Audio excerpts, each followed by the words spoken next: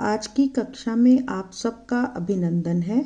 अभी तक हमने पढ़ा कि हालदार साहब एक कस्बे से हर 15 दिन के बाद गुजरते हैं। वहाँ पर चौराहे पर एक वह मूर्ति को देखते हैं जो कि सुभाष चंद्र बोस की थी। मूर्ति जबकि संगमरमर की बनी हुई थी, परंतु उस पर कोई चश्मा नहीं था। यह हैरानी की बात थी।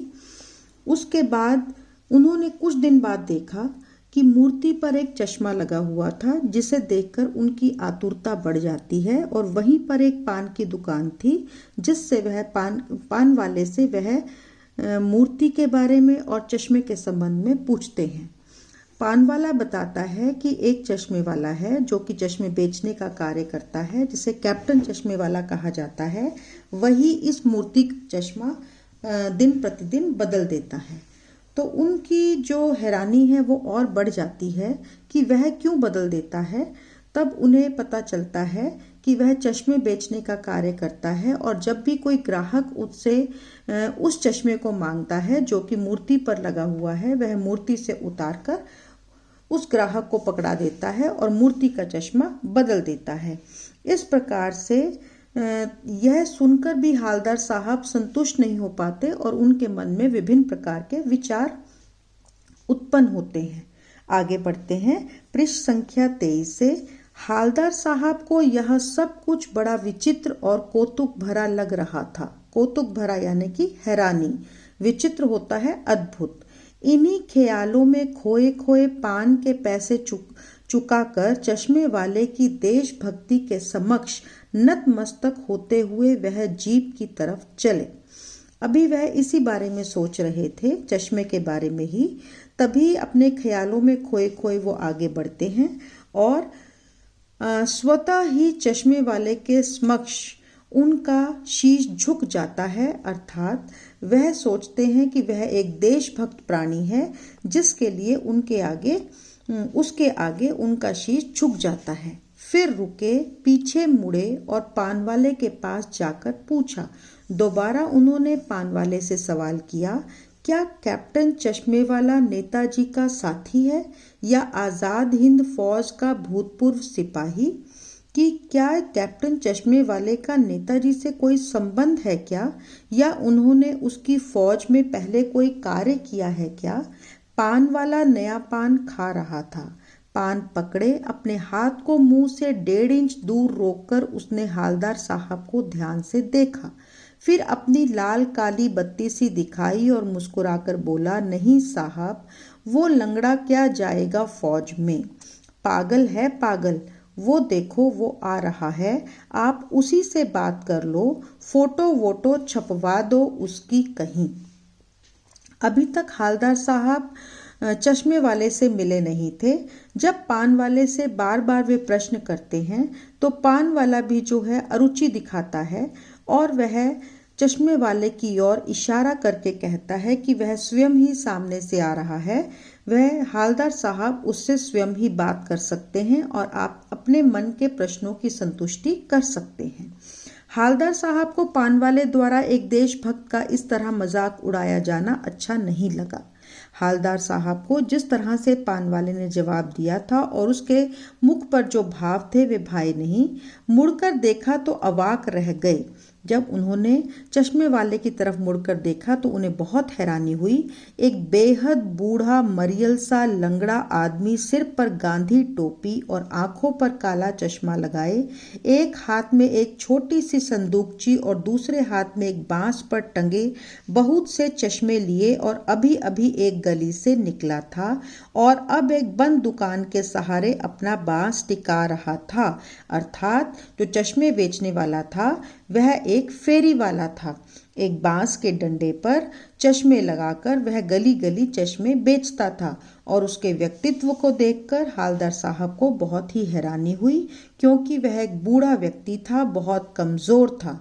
तो इस बेचारे की दुकान भी नहीं। अचानक से उनके मन में भाव आया कि इसकी अपनी कोई दुकान भी नहीं है, फेरी लगाता है। हालदार साहब चक्कर में पड़ गए। उन्हें बहुत ही ज्यादा हैरानी हुई। पूछना चाहते थे इसे कैप्टन क्यों कहते हैं। जब उन्होंने उसकी हालत देखी तो उन्हें उसके नाम और उसके व्यक्तित्व में समानता दिखाई नहीं दी और उनके मन में फिर से अनेक तरह के विचार कुलबुलाने लगे। क्या यही इसका वास्तविक नाम है कि क्या यह इसका असली का नाम है। लेकिन पानवाले ने साफ बता दिया था कि अब वह इस बारे में और बात करने को तैयार नहीं।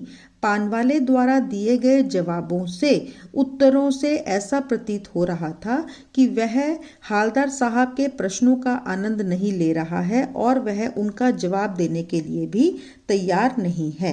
ड्राइवर भी बेचैन हो रहा था क्योंकि बहुत देर हो चुकी थी। ड्राइवर को इंतजार करना पड़ रहा था, इसलिए वह भी अपनी अरुचि दिखा रहा था। काम भी था। हालदार साहब जीप में बैठकर चले गए। इस प्रकार से अपने प्रश्नों को मन में ही संजोए हुए हालदार साहब जीप की ओर बढ़े और वहां से आगे बढ़ गए। 2 साल तक हालदार साहब अपने काम के सिलसिले में उस कस्बे से गुजरते रहे और नेताजी की मूर्ति में बदलते हुए चश्मों को देखते रहे। कभी गोल चश्मा होता, कभी चौकोर, कभी लाल, कभी काला, कभी धूप का चश्मा, कभी बड़े कांचों वाला गोगो चश्मा, पर कोई ना कोई चश्मा होता जरूर। उस धूल भरी यात्रा में हालदार साहब को कौतुक और प्रफुल्लता के कुछ क्षण देने के लिए, जबकि हालदार साहब, जैसे कि हमने पहले पढ़ा है, 15 दिन बाद वहां से गुजरते थे और अचानक ही उनकी निगाहें जो हैं वो सुभाष चंद्र बोस की मूर्ति की तरफ झुक जाती थी, उठ जाती थी, तो उनके मन में एक प्रसन्नता का भाव होता था मूर्ति को देखकर और हैरानी होती थी बदले हुए चश्मे को देखकर। फिर एक बार ऐसा हुआ कि मूर्ति के चेहरे पर कोई भी कैसा भी चश्मा नहीं था। अचानक से एक दिन मूर्ति पर कोई भी चश्मा नहीं दिखाई दिया। उस दिन पान की दुकान भी बंद थी, अर्थात वे अपने मन में उठते हुए विचारों की शंका का समाधान भी पान वाले से नहीं कर सकते थे। चौराहे की अधिकांश दुकानें बंद थी। चौराहे पर जितनी भी दुकानें थी वो सब की सब बंद थी। अगली बार भी मूर्ति की आंखों पर चश्मा नहीं था। हालदार साहब ने पान खाया और धीरे से पान वाले से पूछा, क्यों भाई, क्या बात है? आज तुम्हारे नेताजी की आंखों पर चश्मा नहीं था। जब बार बार देखने पर नेताजी की आंखों पर चश्मा नहीं दिखाई दिया तो हालदार साहब ने अंत में धीरे से पान वाले से अपनी समस्या का समाधान मांग लिया और यह पूछा कि उनकी आंखों पर चश्मा क्यों नहीं है। पान वाला उदास हो गया। उसने पीछे मुड़कर मुंह का पान नीचे थूका और सिर झुकाकर अपनी धोती के सिर से आंखें पोंछता हुआ बोला, अर्थात यह बोलते हुए उसकी आंखें नम हो गई थी कि साहब, कैप्टन मर गया, कि कैप्टन जो है उसकी मृत्यु हो चुकी है, इसलिए मूर्ति पर चश्मा लगाने वाला कोई भी नहीं है। और कुछ नहीं पूछ पाए हालदार साहब। अब हालदार साहब भी यकायक चुप हो गए। उन्हें समझ ही नहीं आ रहा था कि क्या पूछा जाए। कुछ पल चुपचाप खड़े रहे, फिर पान के पैसे चुकाकर जीप में आ बैठे और रवाना हो गए।